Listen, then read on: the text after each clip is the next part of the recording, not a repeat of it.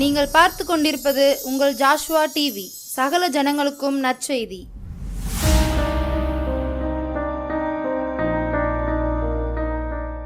பரிசுத்த கூட்டம் நடுவில் ஜோலி தீர் சுத்த ஜோதியே அரோவியே யோவேலையில் ஆடியா நெஞ்சம் வாரீரோ அரோவியே யோவேலையில் ஆடியா நெஞ்சம் வாரீரோ. மீன் கேட்டால் பாம்பை அருள்வாருண்டோ, கல் தின்ன கொடுக்கும் பெற்றோருண்டோ. மீன் கேட்டால் பாம்பை அருள்வாருண்டோ, கல் தின்ன கொடுக்கும் பெற்றோருண்டோ. பொல்லாத கூட செய்திடா நலம் அருள்வா, பொல்லாத கூட செய்திடா நலம் அருள்வா. பரிசுத்த கூட்டம் நடுவில் ஜோலி தீர் சுத்த ஜோதியே அரோவியே யோவேலையில் ஆடியா நெஞ்சம் வாரீரோ அரோவியே யோவேலையில் ஆடியா நெஞ்சம் வாரீரோ. சுத்தம் விரும்பும் சுத்த ஜோதியே விரும்பா அசுத்தம் யாவும் போக்குமே. சுத்தம் விரும்பும் சுத்த ஜோதியே விரும்பா அசுத்தம் யாவும் போக்குமே. பாவி நீச பாவி நானையா தேவா இரக்கம் செய்ய மாட்டீரோ. பாவி நீச பாவி நானையா தேவா இரக்கம் செய்ய மாட்டீரோ. பரிசுத்த கூட்டம் நடுவில் ஜோலி தீடும் சுத்த ஜோதி அரோவியே யோவேலையில் ஆடியா நெஞ்சம் வாரீரோ அரோவியே யோவேலையில் ஆடியா நெஞ்சம் வாரீரோ. துணை வேண்டும் தகப்பனே உலகிலே எமை எதிர்க்கும் சக்தி பல உண்டு. துணை வேண்டும் தகப்பனே உலகிலே எமை எதிர்க்கும் சக்திகள் பல உண்டு. என் ஜீவன் எல்லை எங்கிலும் பரிசுத்தம் என எழுதும். என் ஜீவன் எல்லை எங்கிலும் பரிசுத்தம் என எழுதும். பரிசுத்த கூட்டம் நடுவில் ஜோலி தீர் சுத்த ஜோதியே அரோவியே யோவேலையில் ஆடியா நெஞ்சம் வாரீரோ அரோவியே ஆடியா நெஞ்சம் வாரீரோ. பாரும் தந்தையை எந்த நுள்ளத்தை யாரும் காண உள்ளலங்கோலத்தை. பாரும் தந்தை எந்த நுள்ளத்தை யாரும் காண உள்ளலங்கோலத்தை. மனம் நொந்து மருளுகிறே பரிசுத்தம் கெஞ்சுகிறே. மனம் நொந்து மருளுகிறே பரிசுத்தம் கெஞ்சுகிறே. பரிசுத்த கூட்டம் நடுவில் ஜோலி தீர் சுத்த ஜோதி அரோவியே யோவேலையில் ஆடியா நெஞ்சம் வாரீரோ அரோவியே யோவேலையில் ஆடியா நெஞ்சம் வாரீரோ. ஹல்லேலூயா.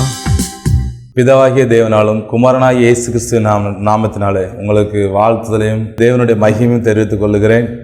இந்த டிவி மூலியமாய் உங்களோடு சந்திக்கிறதுல நான் மிகுந்த மகிழ்ச்சி அடைகிறேன்.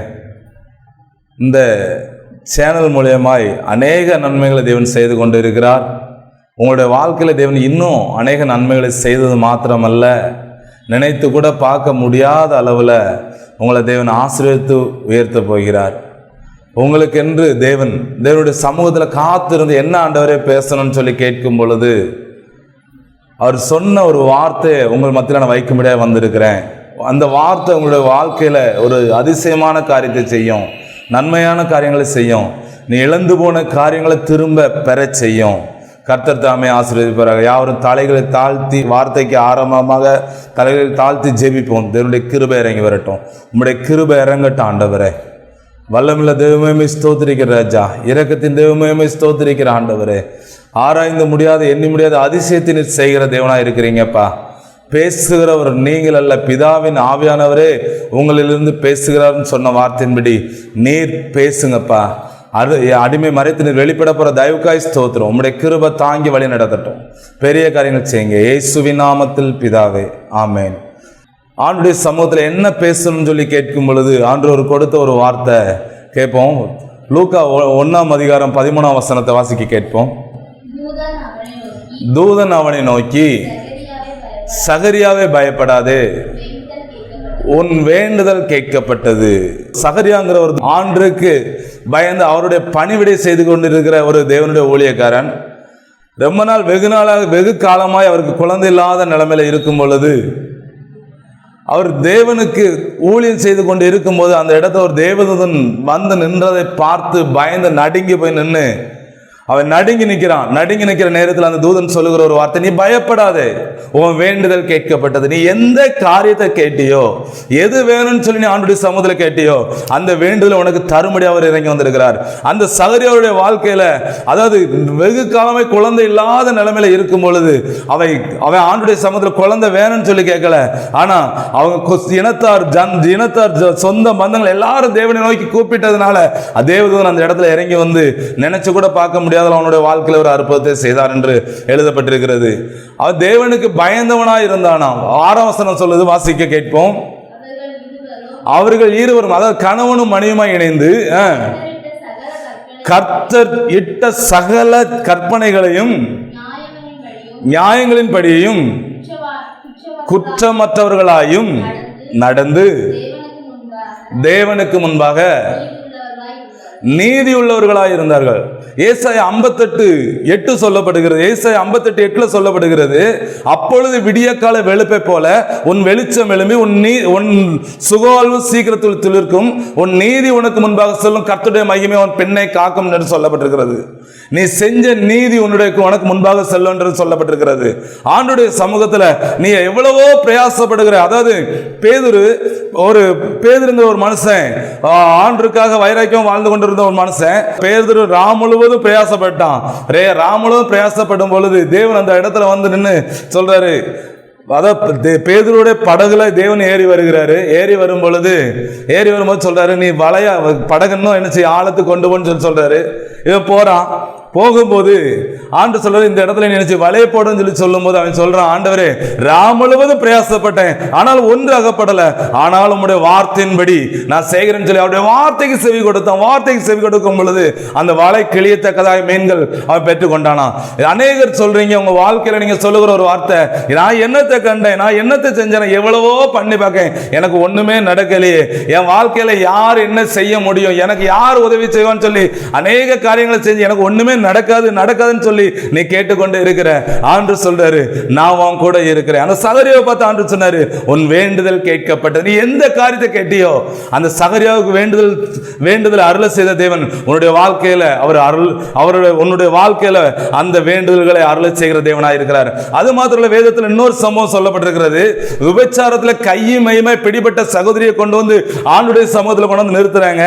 நிறுத்தும் போது அந்த நிறுத்தின ஜனங்கள் சொல்றாங்க, இந்த சகோதரி அதாவது விபச்சாரத்தில் கைமையுமாய் பிடிபட்டிருக்கிறார், இவளை நீர் என்ன செய்யணும்னு சொல்லி, அதாவது இவளை கல்லெறிந்து கொல்லணும்னு சொல்லி மோசே நியாயப்பிரமாணத்தில் சொல்லப்பட்டிருக்கிறது, இதுக்கு நீங்க என்ன சொல்றீங்கன்னு சொல்லி கேட்கும் பொழுது ஆண்டு நிமிர்ந்து பார்த்து சொன்ன ஒரு வார்த்தை, உங்களில் பாவம் செய்யாதவர்கள் யாரா இருந்தாலும் முதல் கல்லை எரிங்கன்னு சொல்லி சொல்லும் போது பெரியோர் முதல் சிறியோர் ஒருவரும் அந்த இடத்துல நிற்கல. அப்போ அந்த வார்த்தை அதுல சொல்லப்பட்டிருக்கிறது, இவள் அதாவது உன்னை ஒருவனும் ஆக்கிரமித்து தீர்க்கிறது இல்லை, நானும் உன்னை ஆக்கிரமித்து தீர்க்கிறது இல்லை, இனி நீ பாவம் செய்யாத என்று சொன்னார். இருக்கிறார்.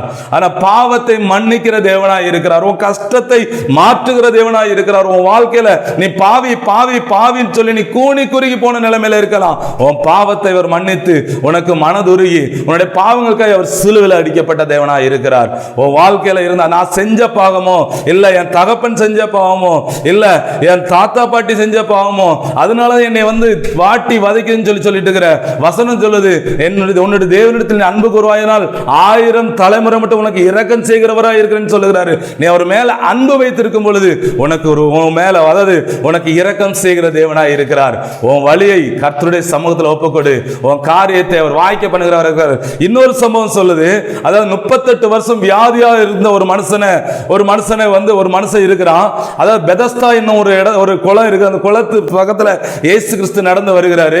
38 வருஷம் வியாதியா இருக்கிற மனுஷன் அந்த இடத்துல இருக்கும்போது ஆண்டவர் சொல்றாரு, நீ அதாவது அந்த நோயிலிருந்து நீ குணமடையன்னு விரும்புறான்னு சொல்லி கேட்கும் பொழுது யோவான் 5ஆம் அதிகாரம் வாசிப்போம். யோவான் 5ஆம் அதிகாரம் எபிரேய பாஷையிலே பெதஸ்தா எண்ணப்பட்ட ஒரு குளம் எருசலேமின் ஆட்டு வாசல் இருக்கிற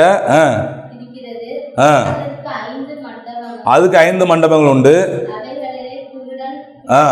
குருடர், சப்பானியர், சூமினோட உறுப்பினர் படுத்திருப்பார்கள். கலக்கும் என்றும் போய்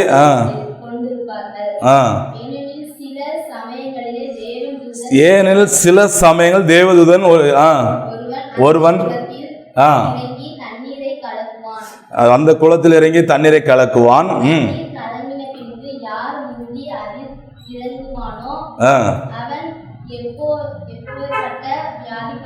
இருந்தாலும் குணமாய்ப்படும். அந்த குளத்தின் அதாவது இருக்கட்டும், அந்த பெதஸ்தா குளத்துல சில நேரம் எப்பமாவது ஒரு நேரத்துல தான் என்ன செய்வாராம் ஒரு தேவதூதன் அந்த குளத்தை கலக்குவாங்களாம்.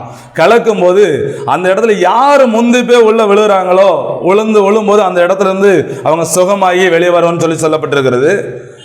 அதுல 38 வருஷமா ஒரு வியாதியுள்ள ஒரு மனுஷன் அதுல இருக்கிறான். அந்த வழியில இயேசு கிறிஸ்து வராரு. வரும்போது அவன் வெகுநாள் வியாதிஸ்தன் என்று அந்த அதிகாரத்துல நீங்க வாசித்து பாத்தீங்கன்னு சொன்னா சொல்லப்பட்டிருக்கு, வெகுநாள் வியாதிஸ்தன் என்று கண்டு ஆண்டு சொல்றாரு, நீ அதாவது குணமடைய விரும்புகிறாயா? வாசி. 38 வருஷம் வியாதி கொண்டிருந்த ஒரு மனுஷன் இருந்தான். அவனை இயேசு கண்டு அவன் வெகு காலமே வியாதிஸ்தன் என்று அறிந்து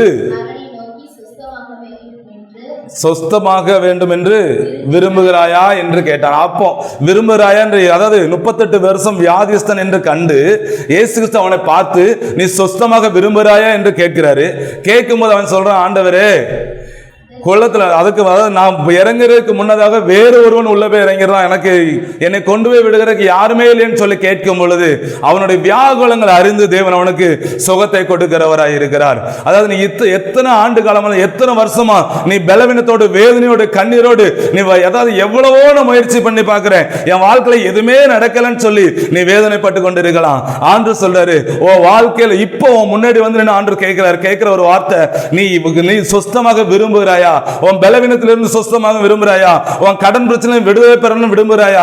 அதாவது உன் கணவன் குடிக்கிறான்னு சொல்லி நீ வேதனையோடு இருக்கிறாயா? அதுல இருந்து உனக்கு ஒரு விடுதலை தரணும்னு சொல்லி தேவன் இறங்கி இருக்கிறார். அவருடைய சமூகத்தில் நீ இருக்கும் பொழுது உன் வாழ்க்கையில தேவன் பெரிய காரியத்தை செய்கிறவரா இருக்கிறார். அதாவது வசனம் சொல்லுகிற மனுஷன் முகத்தை பார்ப்பான், தேவனோ இருதயத்தை பார்க்கிறவரா இருக்கிறார். அதாவது ஒரு கஷ்டப்பட்ட சூழ்நிலையில நீ இருக்கிறன்னு சொல்லி சொன்னா உனக்கு ஆசீர்வாதம் வந்துட்டுங்கிறத நீ நினைச்சு கொள்ள வேண்டும். ஏன்னா வசனம் சொல்லுது, ஏசாயா 48:10 சொல்லப்படுகிறது, இதோ உன்னை புடமிட்டேன், ஆனாலும் வெள்ளியை போல இல்ல, உபத்திரவத்தின் குகையிலே தேர்ந்தெடுத்தேன். உபத்திரவம் இல்லைன்னா ஆசீர்வாதம் இல்ல. உன்னை நெருக்கிறாங்க, அதாவது எங்க போனாலும் எந்த பக்கம் போனாலும் எந்த பக்கம் நெருக்கம் பாடுகள் வேதனைகள் சொல்லி நீ வேதனைப்படுறியா, அந்த இடத்துல உனக்கு ஒரு ஆசீர்வாதத்தை தேவன் வைத்திருக்கிறார். எங்க நொறுக்கப்படுதியோ எங்க அவமானப்படுதியோ, யார் நீ போற இடத்துல கூணி குறுகி போன நிக்கிற நிலைமையில இருக்கிறாயோ அந்த இடத்துல தேவன் உன்னை உயர்த்தும்படியாய் அவர் இந்த இடத்துல இறங்கி வந்திருக்கிறார். அவருடைய சமூகத்துல நீ அவர் அவருடைய சமூகத்தில் தாழ்த்திப்பார். உன் வாழ்க்கையில பெரிய காரியத்தை செய்கிறவராய் இருக்கிறார். மனுஷனை அதாவது ஒவ்வொரு காரியத்தில இருந்து ஒவ்வொரு நேரத்தில் இருந்து அதாவது வசனம் சொல்லுது உன்மேல் கண்ணை வைத்து உனக்கு ஆலோசனை சொல்லி சத்தியத்தின் பாதையில் அவர் நடத்துகிறவராய் இருக்கிறார்.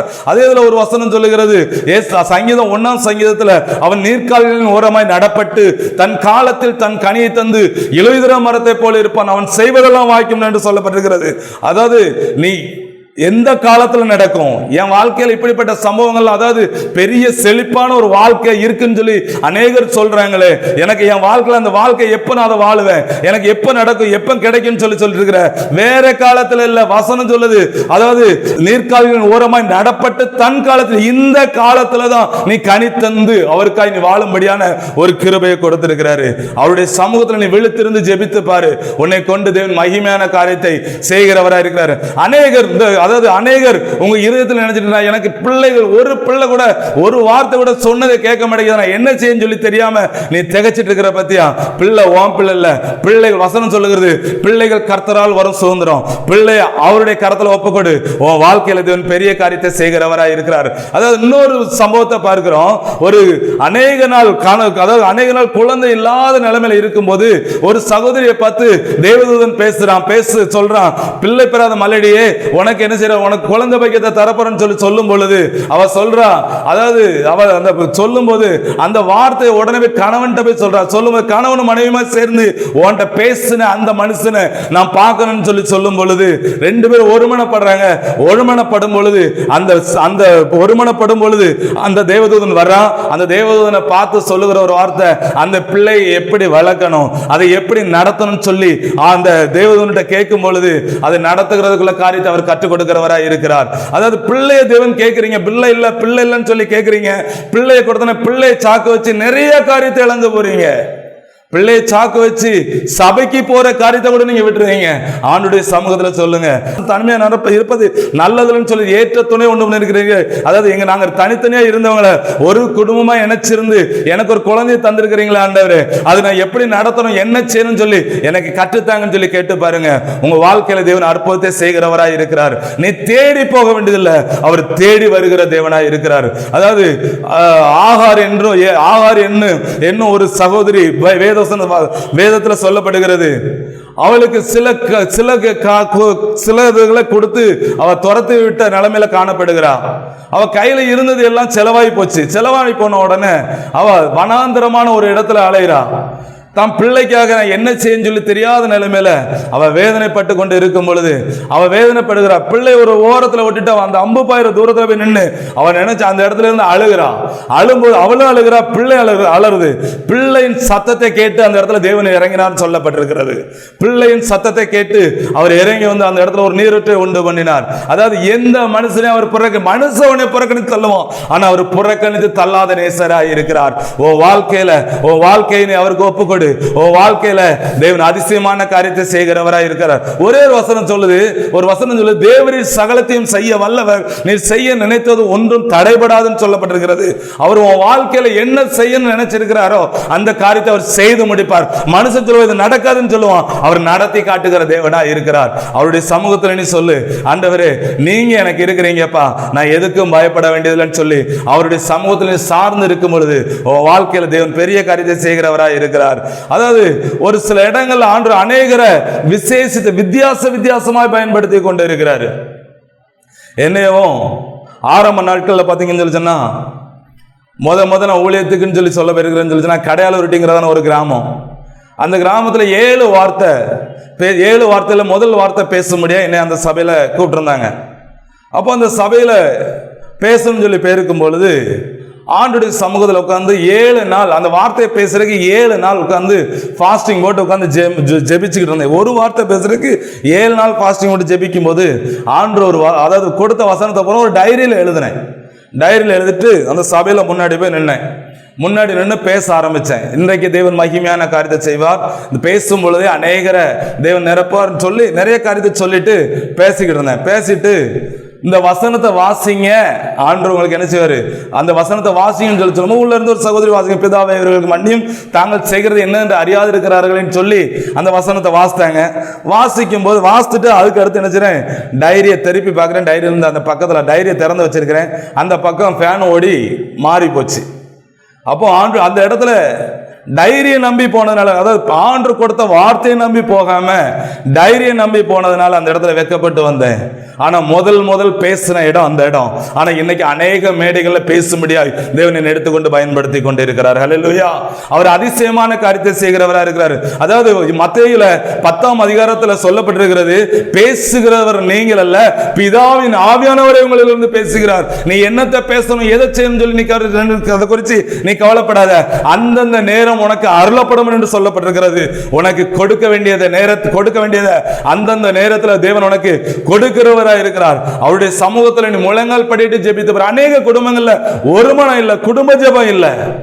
நீ முழங்கால் படிட்டு ஜெபிச்சு பாரு. குடும்பமாய் ஆண்டுக்கு பிரியமில்லாத காரியங்களை செய்து கொண்டு இருக்கும் பொழுது, ஆண்டுக்கு எனக்கு ரொம்ப தூரமாய் ஓடிட்டு இருக்கும்போது, என் மனைவி, எங்க அம்மா, மாமியார் எல்லாரும் எனக்காக ஜெபிச்சாங்க.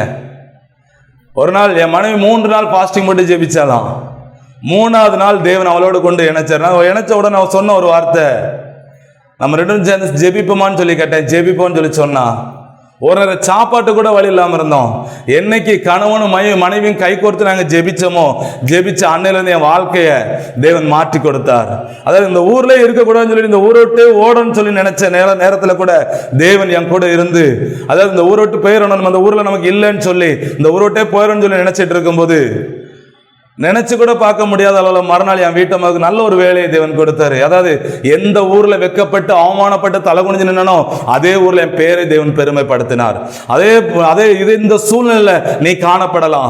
உன் வாழ்க்கையில நீ நினைச்சிட்டு இருக்கிற, நம்ம இந்த ஊர்ல எவ்வளோ பிரயாசப்படுறேன், என்னால ஒண்ணுமே செய்ய முடியல, இனிமே என்னால என்ன செய்ய முடியாது, இந்த ஊர்ல இருக்க வழி இல்லை, இந்த ஊரோட்டு பேர்ல எனக்கு அவமானத்துக்கு மேல அவமானம், வேதனைக்கு மேல வேதனை, கண்ணீருக்கு மேல கண்ணீர், என்னை என் பெத்தவன் கூட வெறுத்து ஒதுக்குறானே, நான் என்ன செய்ய சொல்லி தெரியாம நீ நினைச்சுக்கிட்டு இருக்கலாம்.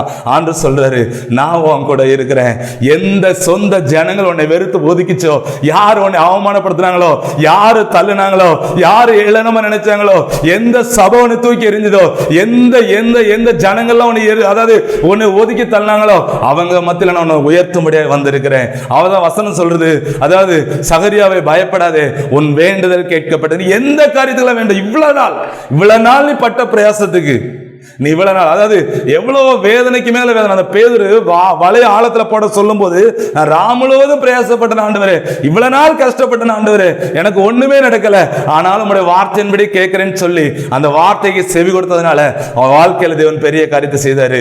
ஆண்டு சொல்றாரு, நான் உன்கிட்ட பேசணும்னு சொல்லி சொல்லும் பொழுது நீ விலகி போற, நீ உன்னை அர்ப்பணி, நீ அவருடைய சமூகத்தில் காத்துரு, உன்னை கொண்டு நான் பலத்த காரியத்தை செய்யும்படியாய் நான் வந்திருக்கிறேன். அழைத்தவர் உண்மையுள்ளவர், அவர் நடத்துகிறவராக இருக்கிற ஊழியம் கூனி குறுகி போன நிலைமையில் இருக்கிறதோ, இல்ல நீ செய்கிற தொழில் கூனி குறுகி போன நிலைமையில் இருக்கிறதோ, அந்த தொழிலை ஆசீர்வதிக்கும்படியாய் தேவன் வந்திருக்கிறார். உன் வாழ்க்கையில அதாவது கடனுக்கு மேல கடன், அந்த கடனை என்னால அடைக்க முடியல, எனக்கு கொஞ்சம் வருமானம் தான் வருது, ஆனா என்னால மீதி எடுக்க முடியலையே, இந்த கடன் பிரச்சனை யார்கிட்ட, அதாவது அங்க வாங்கி இங்க வாங்கி மாத்துறேன், ஆனால் என்னால அடைக்க முடியலன்னு சொல்லிட்டு நீ வேதனையோட இருக்கிற சகோதரியே, உன் வாழ்க்கையில தேவன் அதிசயமான காரியத்தை செய்ய முடியாது. உன் கடன் பிரச்சனை மாற்றும்படியாய் அவர் வந்திருக்கிறாரு. ஒரே ஒரு காரியம், வேற ஒண்ணும் செய்ய வேண்டாம். வசனம் சொல்லுது, நீ அவருடைய சமூகத்தில் விழித்திருந்து மட்டும் ஜெபி, உன்னை கொண்டு தேவன் பலத்த காரியத்தை செய்கிறவரா இருக்கிறார். அதே இதுல சொல்லுது, சங்கீதம் 1ஆம் சங்கீதத்துல 2ஆம் வசனம் சொல்லுது, கர்த்தருடைய வேதத்தில் பிரியமாயிருந்து இரவும் பகலும் தியானிக்கிற மனுஷன் பாக்கியவான். அதுக்கடுத்து சொல்லுது, அவன் நீர்க்காலின் ஓரமே நடப்பட்டு தன் காலத்தில் தன் கனியை தந்து இலையுதிர மரத்தை போல இருப்பான், அவன் செய்வதெல்லாம் வாய்க்கணும் என்று சொல்லப்பட்டிருக்கிறது. நீ செய்வதெல்லாம் வாய்க்கணும்னு சொல்லி சொன்னா வேதத்தை நேசி.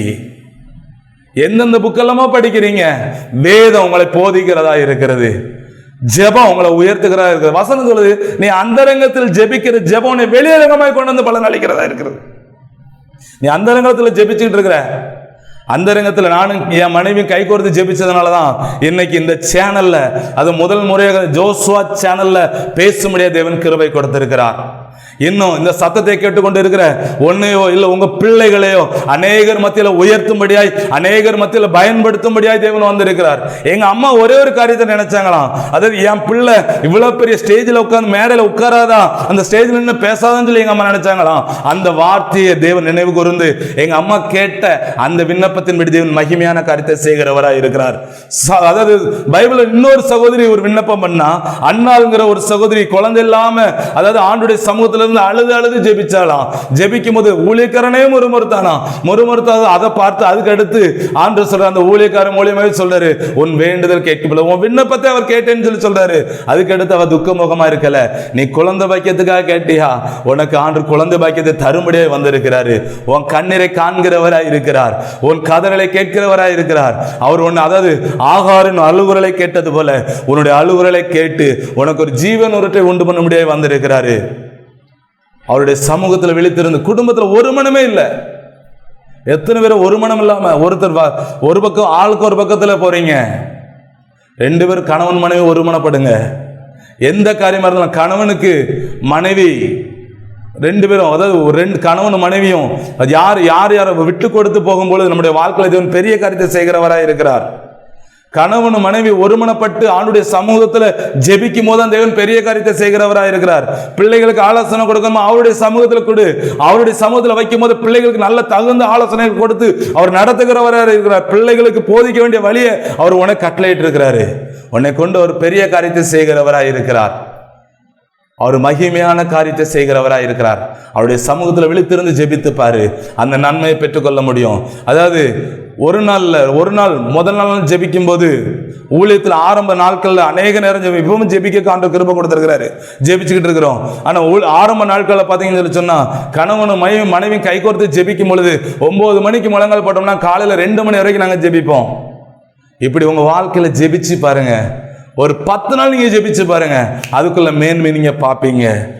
அதாவது ஜெபிக்கும் போது அவங்க ஜெபம் தான், நீங்க ஜெபிக்க தான் உங்க தரித்திரத்தின் நிலைமைகள் மாறும். அதாவது வசனம் சொல்லுது, உங்களை ஐஸ்வர்யவான் ஆக்கும்படி தேவன் சிலுவையில தரித்திரராய் தொங்கினாராம். உன்னை ஐஸ்வர்யவான் ஆக்கும்படி அவர் இந்த இடத்துல இறங்கி வந்திருக்கிறாரு. உன் குடும்பத்தில் இருக்கிற எல்லா போராட்டங்களையும் அவர் மாற்றும்படியா இருக்கிறாரு. தலைகளை தாழ்த்தி ஜெபிப்போமா, ஸ்தோத்திரிக்கிறோம் ஆண்டவரே, உம்மை நன்றியோடு உம்மை ஸ்தோத்திரிக்கிறப்பா, உம்முடைய கிருபை இறங்கட்டுப்பா. இந்த பார்த்து கொண்டிருக்கிற பிள்ளைகள் மேல ஒரு வல்லமையின் கரம் நீட்டப்படட்டும் கட்டளை எடுக்கிறேன். அதிசயத்தை செய்கிற தேவனுடைய கரம் இறங்கட்டும் என்று கட்டளையிடுகிறேன். இந்த பிள்ளைகளுக்கு விரோதமாக எழும்புகிற எல்லா அந்தகார கிரியைகள் இயேசுவின் நாமத்தினால இப்பொழுது எரிஞ்சு போய் என்று கட்டளையிடுகிறேன். ஒரு வல்லமுள்ள தேவனுடைய கிருபை அந்த குடும்பத்தில் இறங்கி வரட்டும் என்று கட்டளையிடுகிறேன். இந்த வீட்டில் இயேசுவை பார்த்துட்டு இருக்கிற ஒவ்வொரு பிள்ளைகளுடைய வாழ்க்கையிலும் தேவன் அதிசயமான காரியத்தை செய்து நீர் நடத்த போற தயவுக்காய் ஸ்தோத்திரிக்கிறப்பா. சகரியாவின் வேண்டுதலை கேட்டு ஒரு ஆண் பிள்ளை கொடுத்த தேவனாய் இருக்கிறீங்கப்பா. எஸ் ரிஹாந்தனர் யாந்தனர் பெல்லாம் ஒரு வல்லமுள்ள தேவனுடைய கிருபை இந்த பார்த்து கொண்டிருக்கிற ஒவ்வொரு பிள்ளைகள் மேலையும் வந்து அமரட்டும் என்று கட்டளையிடுகிறேன். ஒரு ஜெபிக்கிற ஜெபாவினால வேதவார்த்தை தியானிக்கிற இயேசுப்பா அந்த கிருபையினால நீர் நிரப்பி நடத்த போற தயவுக்காய் ஸ்தோத்திரம். யாரெல்லாம் ஏளனமா பார்த்தாங்களோப்பா, யாரெல்லாம் அவமானமாய் பார்த்தாங்களா ஆண்டவரே, யாரெல்லாம் ஒதுக்கப்பட்ட நிலைமையில இருக்கிறாங்களா ஆண்டவரே, ஒவ்வொருவரும் கரத்துல ஒப்பு கொடுக்கிற ஆண்டவரே, பிள்ளைகளை ஆசீர்வதித்து நீங்க உயர்த்துங்கப்பா. உமக்கென்று கனி கொடுக்கிற பிள்ளைகளாய் நீ மாற்றி நீர் உயர்த்த போற தயவுக்காய் ஸ்தோத்திரிக்கிற ஆண்டவரே. நிறைய அதிசயத்தை செய்கிறவர், உம்முடைய கிருபை தாங்கி வழி நடத்தட்டுப்பா. எஸ் ரிஹாந்தனர் யாந்தனர் பெல்லா ரீமான சந்தனர் போர் யாந்தனர் பெல்லா. ஒருவன் ஊழியம் செய்வானால் அவனை பிதாவானவர் கனம் பண்ணுகிறவராய் இருக்கிறான்னு சொன்ன வார்த்தையின்படி உன்னை கனப்படுத்துகிற இருக்கிறார். அவருடைய சமூகத்தில் உன் வாழ்க்கையை அர்ப்பணி. அவருடைய சமூகத்தில் உன்னை எல்லாமே நீங்க தான் சொல்லி அவருடைய சமூகத்தில் அர்ப்பணி. உன்னை உயர்த்துகிற தேவன் அவரை இயேசு கிறிஸ்து மாத்திரம்தான். அவருடைய சமூகத்தில் நீ அமர்ந்து உன்னை கொண்டு பலத்த காரியத்தை செய்கிறவராய் இருக்கிறார். அப்படி நடத்துங்க ஆண்டவரே. கிருபை தாங்கட்டும், பெரிய காரியங்கள் செய்யுங்க. எல்லா பிசாசின் கட்டிலிருந்து ஒரு விடுதலை கொடுத்து நீர் மகிமையை நடத்த போற தயவுக்காய் ஸ்தோத்திரப்பா. அது மாத்திரம் அல்ல, அந்த சேனலுக்காய் ஜெபிக்கிற ஆண்டவரே, இதை பார்த்துக்கிட்டு இருக்கிற ஒவ்வொரு பிள்ளையுடைய குடும்பத்தில் எப்பொழுதும் ஆசீர்வாதம் தங்கட்டுப்பா. இந்த சேனல்ல தேவன் மகிமையான காரியங்களை செய்து நடத்துங்கப்பா. அநேகருக்கு ஆறுதலுள்ள வார்த்தைகள் கடந்து செல்ல நீங்கள் உதவி செய்யுங்க. பெரிய காரியங்கள் இதில் பேசுகிற ஒவ்வொரு பிள்ளைகளையும் அநேக இடங்கள் எடுத்து பயன்படுத்துங்க ராஜா. அப்படிப்பட்ட காரியங்களை செய்து நடத்த போற தயவுக்காய் ஸ்தோத்திரம். கிருபை தாங்கட்டும் இயேசுவின் நாமத்தில் பிதாவே.